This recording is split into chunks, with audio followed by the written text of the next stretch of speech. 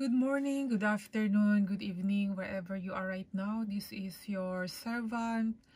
Will share the word from the book of 1 Thessalonica, chapter 2. Tungkol po kay Jesus Christ. Basahin po natin at sana po ay marinig nyo at mabless kayo sa talata na babasahin ko ngayong oras na ito. Ang sabi po dito sa 1 Thessalonica chapter 2, mga kapatid, kayo na rin ang nakakaalam na hindi nasayang ang pagpunta namin diyan sa inyo. Alam niyo ang mga paghihirap at pag-aalipusta na dinanas namin sa Pilipos bago pa man kami dumating diyan sa inyo. Pero sa kabila nito, binigyan kami ng Diyos ng lakas ng loob na ipangaral ang magandang balita sa inyo kahit na maraming hadlang. Ang pangangaral namin ay hindi batay sa kamalian, masamang hangarin o sa balak na mandinlang. Sa balak na mandinlang dahil marami po ngayon nagsasalita ng Diyos. Ngunit nililinlang lang pala yung mga walang alam sa salita ng Diyos. Lalo na po yung walang alam sa salita ng Diyos. Verse 4 sabi, sa halip nangangaral kami bilang mga karapat-dapat na katiwala ng Diyos ng kanyang magandang balita. Ginagawa namin ito hindi para kalugdan kami ng mga tao, kundi ng Diyos na siyang sumisiyasat sa mga puso namin. Yan po mga kapatid. Tayo dapat na sa pagbabahagi natin sa salita ng Diyos, hindi sa tao ang kapurihan, hindi sa nagsasalita ang kapurihan, kundi sa Diyos po. Ang tao ay ginamit lamang ng Diyos para isalita ang mga salita niya. Ang papuri ay sa Diyos pa rin po. Matakot po tayo, huwag po natin purihin ang tao. Baka kasi magaya tayo nung taong pumuri kay Herodes na sinabi, Diyos ang nagsalita at hindi tao. Kaya yun, bigla siyang namatay, no? Kaya matakot po tayo, ang lahat ng kapurihan po ay para po sa Panginoong Diyos. Na ang pangalan ay si Jesus po. Siya po ang ating itataas. Sa verse 5 po ng 1 Thessalonica chapter 2, alam nyo rin na hindi namin kayo dinaan sa matatamis na pananalita sa pangangaral namin at hindi rin kami nangaral para samantalahin kayo. Ang Diyos mismo ang saksi namin. Amen. Opo. Hindi po nagsasalita sa salita ng Diyos para mag-please ng tao, no? Kundi para po sa Panginoon. Nagserbisyo para sa Panginoon na siya po ang matutuwa, siya po ang maging masaya. Hindi po yung ipiplease natin ang tao para magugustuhan tayo, kaya yung mga salita, yung mga ibinabahagi ay puro magaganda. Hindi na itinuturo kung ano yung mali. Puro ang itinuturo mga maganda, gaya ng yayaman ka pag ikaw ay sumampalataya sa Diyos. Dito, alam nyo rin na hindi namin kayo dinaan sa matatamis na pananalita. Sa pagangaral namin ay hindi rin kami nangaral para samantalahin kayo. Ang Diyos mismo ang saksi namin. Sa 6, hindi namin hinangad ang papuri ninyo o ng sinuman. Yan po mga kapatid. Pag nagsasalita po tayo sa salita ng Diyos, dapat ang papuri lahat po sa Diyos.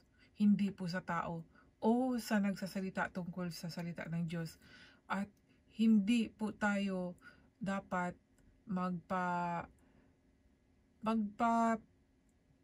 magsalita ng magandang salita para ma-please sa tao, no? Na kung ano po yung masamang ginawa nila ay parang ini-ignore. Dapat po i-correct po yan para yun po ang kalulugdan ng Diyos, ang pagtuwid, at ang pagsalita ng totoo.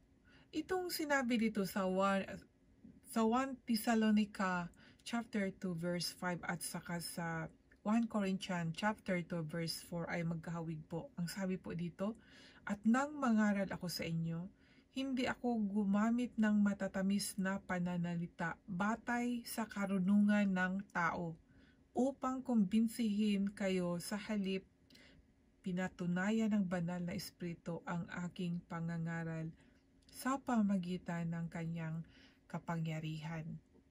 No po? Kaya po, ang totoong talagang nag-serve sa Panginoon, kung alam nyo po ang salita ng Diyos, ay makilala nyo po kung sino po yung mga taong tunay na nagserbisyo po sa Diyos.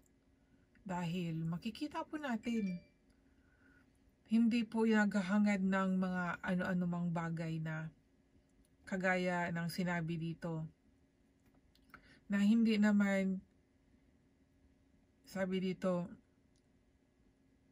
ang pangangaral namin ay hindi batay sa kamalian, masamang hangarin o sa balak na manlinlang, no? Pag meron po tayong discernment, God showed to us kung anong pong mga uri, klase yung mga nagsiserve sa Kanya. Makikita natin, malalaman natin.